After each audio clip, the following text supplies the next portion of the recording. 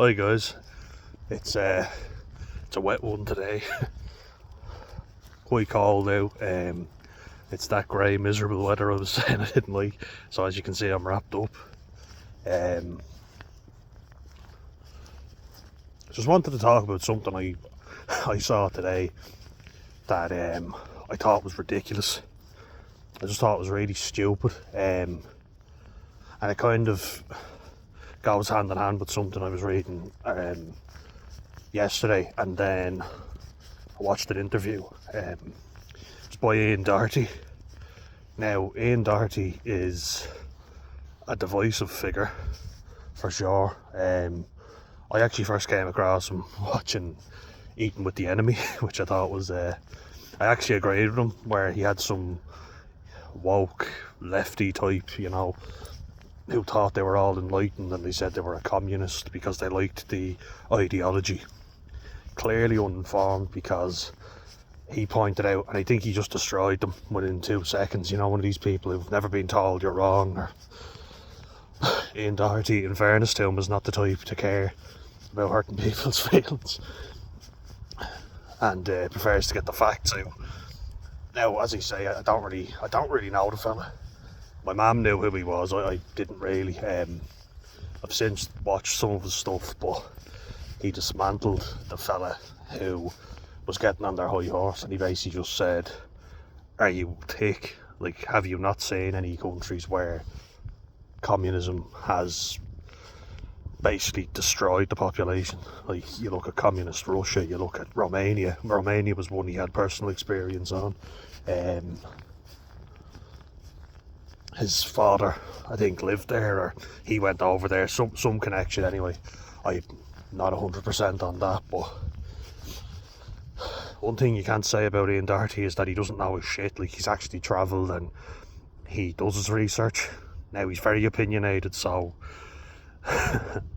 it's definitely an unlikable thing of his, but in fairness to him, I've got to give credit where it's due. He backs up stuff with facts, so respect for that. You don't have to like the person to respect them. While I think in many ways he's unlikable, I respect him because he backs his arguments up. But he was talking about how woke Ireland has become, and I think he's dead right, and he used a very good analogy. He said we always have to be the best boys in class, like putting their hand up going, yes, I know the answer to that, trying to impress fucking everyone, while shitting all over our own people, evidently. But then, like, that combined with something I was reading from the Irish Times, it was from an academic from Boston University. He's an English fella, but his name is Mick Cronin, so I'm getting a sneaky smell of paddy in there. I'm allowed to say that I'm Irish. I was going to call him a Mick, but his name is Mick, so it's jokes. Look, even when that's said in good spirits, it's like, alright, fair enough, among friends, but yeah, keep it to a minimum.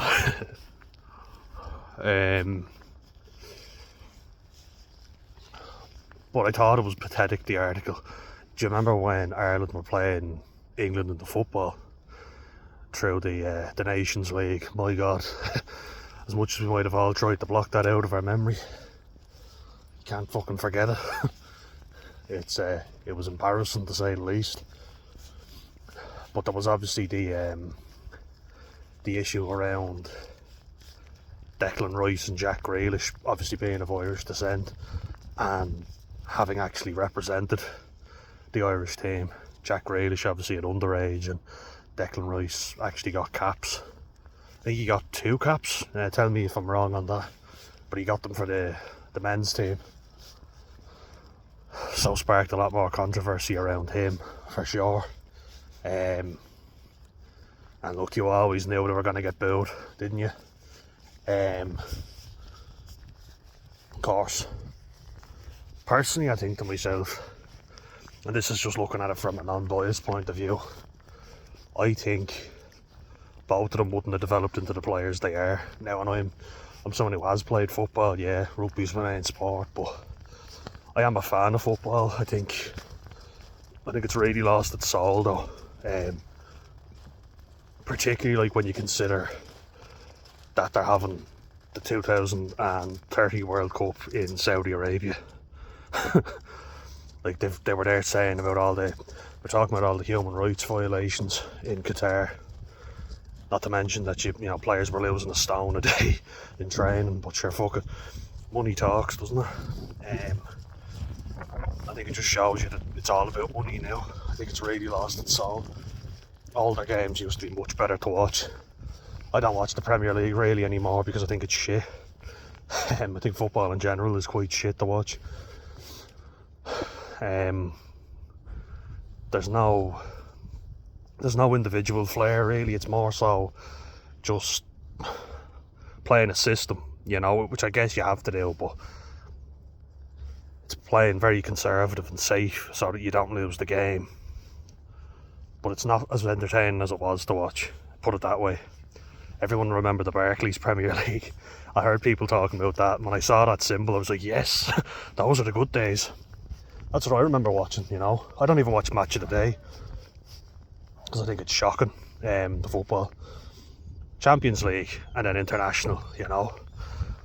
You might say to me, well then how the fuck do you stomach Ireland? That's a very good point, and I always somehow manage to too patriotic for my own good. As bad as Ireland have been at football, I still always watch them when they're playing, including those absolute embarrassments against England. But I do believe that had Declan Rice and Jack Grealish stayed at Ireland, they wouldn't have developed into the players they are today.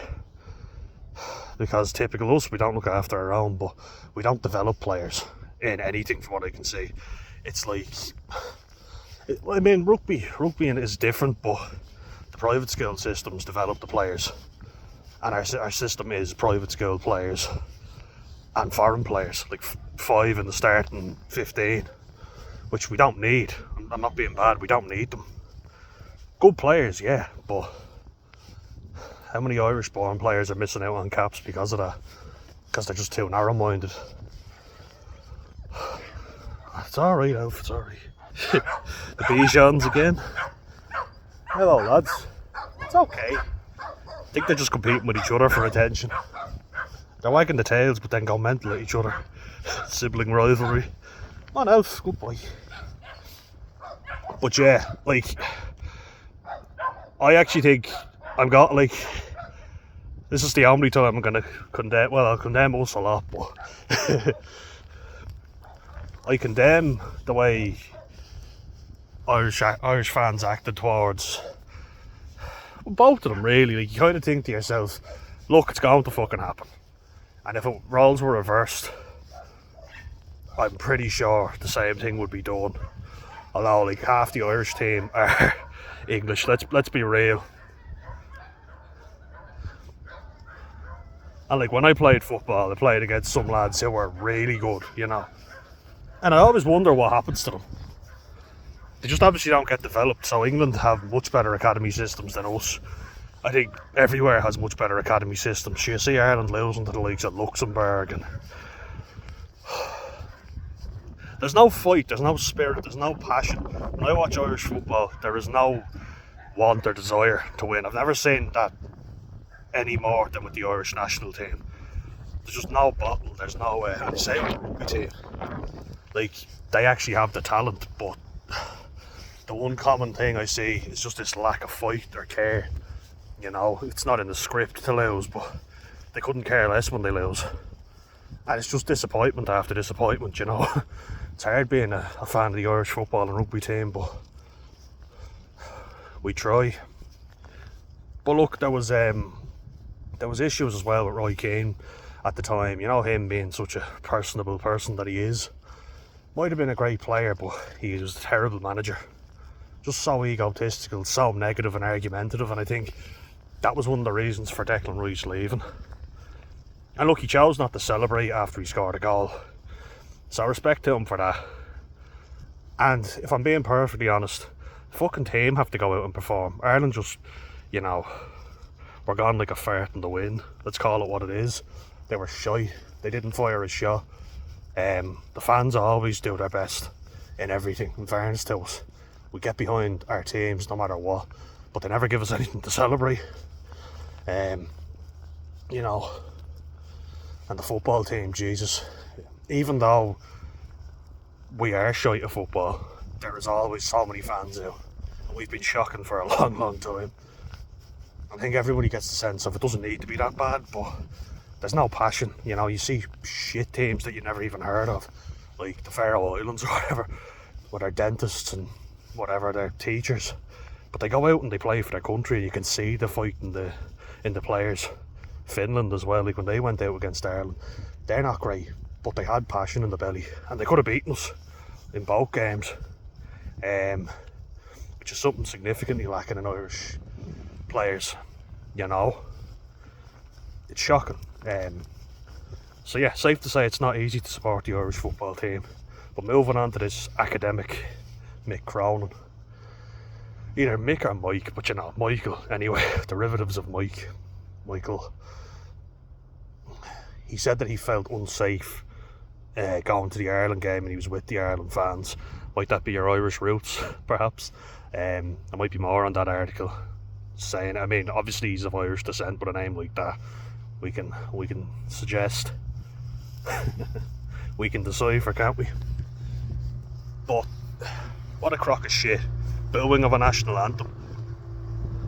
And come on, oof, good boy. The little golf buggy is out. It's a cool little yoke. Booing a national anthem, like, for fuck's sake. Like, he felt unsafe. I thought that was a crock of shit, and the amount of people condemning it. Not only that, we'd experts on to talk about why did they think, you know, some prick with a beard and glasses from some university telling us why football fans jeer a national anthem. Piss off.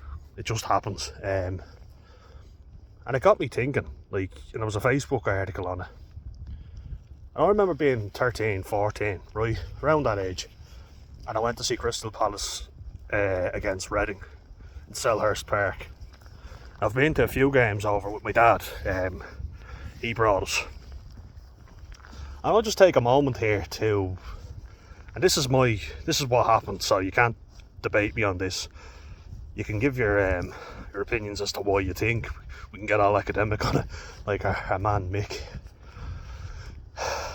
But Reading have had a few Irish players. At this point, there was Shane Long, who was tearing shit up, like playing really well, who got countless abuse. Like, all you could hear, literally all you could hear was you cheating, fucking Paddy, and all this stuff. It's like, dirty Paddy, and the ironic thing as well, man, it just shows you how stupid they are, but the captain for Crystal Palace was Paddy McCarthy, right? So after 1 minute you could hear, you cheating fucking Paddy, and then the captain being an Irishman, well done Paddy.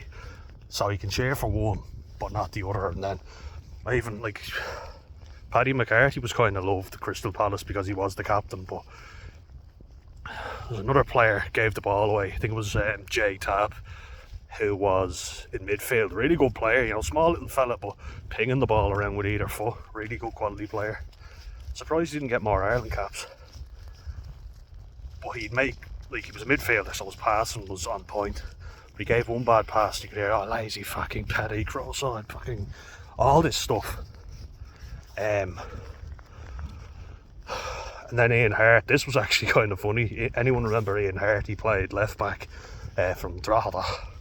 Good old Drogheda and Loud. Good player, great free kick, great left foot on him. And he was taking all the free kicks, and he pinged one over the bar.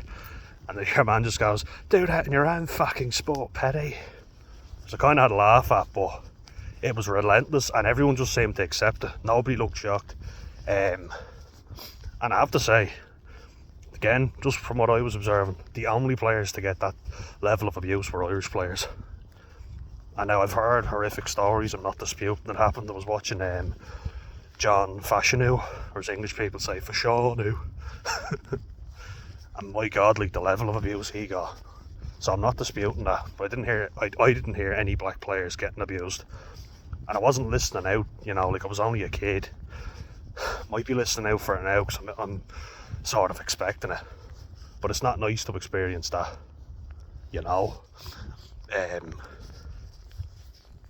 Like this was back in like 2012, around that time.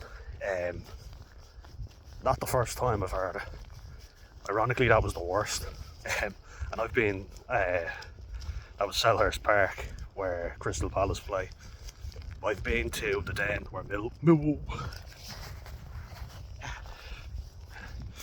Millwall play.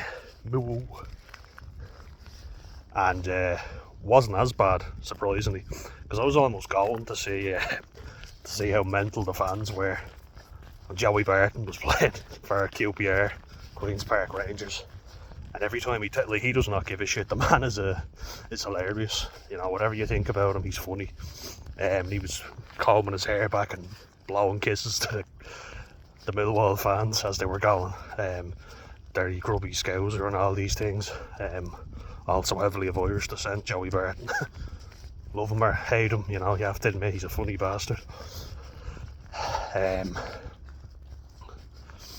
Tough tackler as well. Could have gotten a lot further if he wasn't such a fucking head case.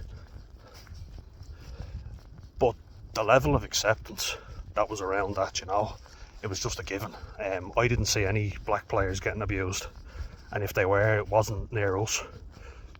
The Irish players were getting it non-stop, and it was just socially acceptable. And I have a feeling that if someone had said something about a black player, people would have gotten very offended and angry. Now, I heard David Baddiel talking about because he's obviously Jewish. If anyone knows David Baddiel, he's good friends with Frank Skinner, glasses and a beard. But he's a Tottenham Hotspur supporter because around Tottenham is a heavily populated Jewish area.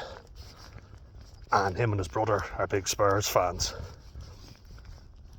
And like all you could hear was Yid Army, Yid Army is what they called them. Which is a racial slur against obviously the Jewish population. So he said that, I don't know how many Jewish footballers there are, I have no idea. But I know there's a good few Irish that were playing over there, and they were getting dogs abuse, really bad. And it was horrific to see, and it's not nice when you're a kid seeing it as well and seeing nobody cares. It's like, fuck it, you get a free pass. One group it's condemned, you're not allowed to do it, but the other is absolutely fine. And then, like, being over in Spain before, and we were watching a football game. Ireland were playing France, and some English fella, real, like your typical Dave or Darren. Ireland were playing France, and it's when Antoine Griezmann got those 2 goals.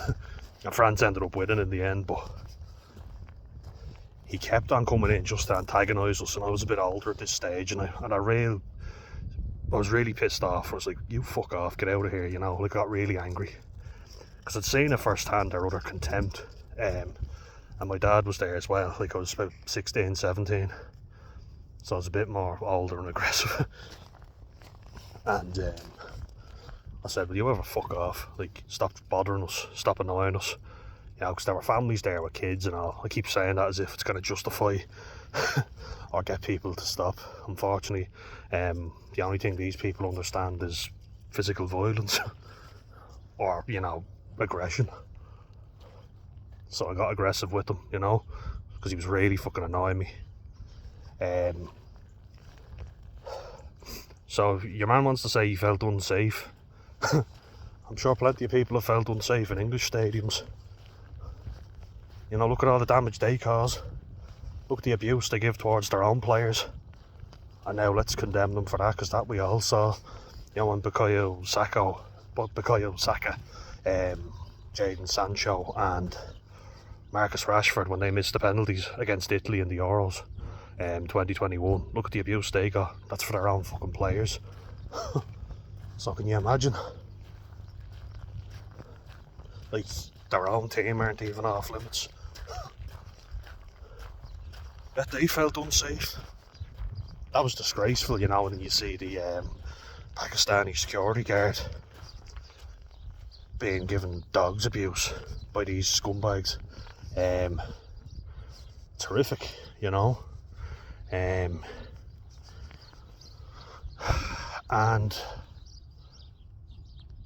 having experienced it, you know, against Irish people, yeah, you get an understanding. You get an understanding that you don't feel very safe. Like, being in London in general, I wouldn't say I felt unsafe, but certainly had your wits about you, you know. Being that age as well, I was definitely aware that my dad was starting to get a bit uncomfortable, and like, he was used to it. He grew up, or didn't grow up, but when he worked over there, he experienced it. So I'm kind of used to it to a certain level. But yeah, what really annoys me is how quick Irish people were to condemn fans booing the national anthem. But very few of them talk about there's a couple of them, yeah, for sure. And James McLean has been on talking about it himself. Yeah, okay, but the amount of discrimination he's faced is horrific, just for not wearing a poppy in a day where you're supposed to be able to be yourself, as long as you don't infringe on other people's rights. We're also quick to condemn our own, to look good and be the best boys in the class, like Ian Doherty said, which is why I've mentioned him. What about condemning those pricks who aren't our own? It's very easy to condemn your own. How about we condemn the other scumbags giving us dogs abuse? Fruit for thought, guys. Because people say to me all this stuff of, you know, white privilege and all this crap. Where's the white privilege there? Yeah, sure, I've white skin, fine. Yeah, I don't know what it's like to be a black man, a Pakistani man. I fully accept that. But does that just mean everybody gets a free pass because of white skin? So my people never suffered either. I realise that sounds a bit pretentious. Look, I get it. I can even hear myself going, oh, shut the fuck up, mate. But no, let's fucking talk about it. It's not as if Irish people haven't suffered over the years, but we all, like, our own people seem hell-bent on just wiping that history away, as if nothing ever happened. You know, we were welcomed everywhere, nothing bad ever happened to us. Maybe not you personally, but it certainly happened to your ancestors. Maybe we, like, you know, let's stop forgetting that and acting like we're all so privileged. And I can tell you, it's not a very pleasant experience in that firsthand, so my heart goes out to anyone who has, from any walk of life. Not just if you're Irish, you know. As I say, John Fashanu said how bad it was for him. And then, like, his brother for being gay got horrific abuse, so being black and gay, it's not good on any side. But I remember now he's a friend of mine, you know, but he's really liberal, and yeah, he's a smart guy, but academic, I would say. Again, you know, he knows it all from his side and will give me a lot of facts. And I remember telling him, because he said, oh, what racial abuse have you ever suffered? And I said, at football matches, I've heard Irish people getting abused. I've been called a thick paddy and all this stuff, which he was shocked by. And his best argument was, oh, well, that doesn't technically count as racism, it's discrimination. And I was like, that's your best argument? Is that right? Are you fucking serious? Oh, apologies, I was only discriminated against. I wasn't racially discriminated against, so I'm sorry, but he's my friend. But I was kind of tempted to go, will you ever go fuck yourself, you pretentious wanker? Imagine being told that. Like, that wasn't racism, that was discrimination. Okay, what's the fucking difference? Like, it's still both bad, isn't it? They're both bad things. And I just kind of went, look, before we fall out here, let's agree to disagree. It's just something that bears thinking about, guys, because I can tell you firsthand that, like, it wasn't even unsafe. It was a very unpleasant experience. It's like, this shit still goes on. Like, you think it's a thing of the past. Like, my dad experienced it working in the 90s in London. It's not a thing of the past, unfortunately. This is only 2012, and 2015 we're talking about these incidents. So it's alive and well. And then the 2021 Euro final in London, and all these players that are English get abused because they miss penalties. They flipped on them so fast. Bet there was plenty of people who felt unsafe there, wasn't there? So can we please stop fucking shitting on our own people and condemning people when they are wrong? Yeah, but let's not just assume Irish people are in the wrong all the fucking time. It's doing my fucking head in. Like, it's ridiculous. And it's our own people doing it. Before we start looking at anyone else, it's our own going, oh, this is disgraceful. And let's look at what they've been doing. They boo us. And there was some prick in the comment section who goes, we only boo the Scots in the mix, Notice how we called them Scots and us mix, didn't call them jocks or anything. It's a free pass, you can have a free pass. And David Baddiel was saying the same thing about being Jewish, there's a free pass there as well. That's his own experience, it's interesting if you want to take a look at it. That's his experience, so I respect that. John Fashion uses his own, I respect that too. This is my personal experience, so I'm not disputing their claim. It happened. They said it happened, and I believed them. But my dad has experienced a lot of shit when he was over in London, a lot. Like, oh, Paddy, oh, you take Paddy cunt, and people starting on him and trying to rile him up, trying to antagonise him, singing anti-Irish songs to try and rile him up. He's experienced that, so it's not dead and buried, and we're not all as woke and civilised as we think we are. Let's stop fucking burying our heads in the sand. Let's get real. Alright guys, that's just something I really thought I had to get off my chest. So thanks, and I'll see you in the next one.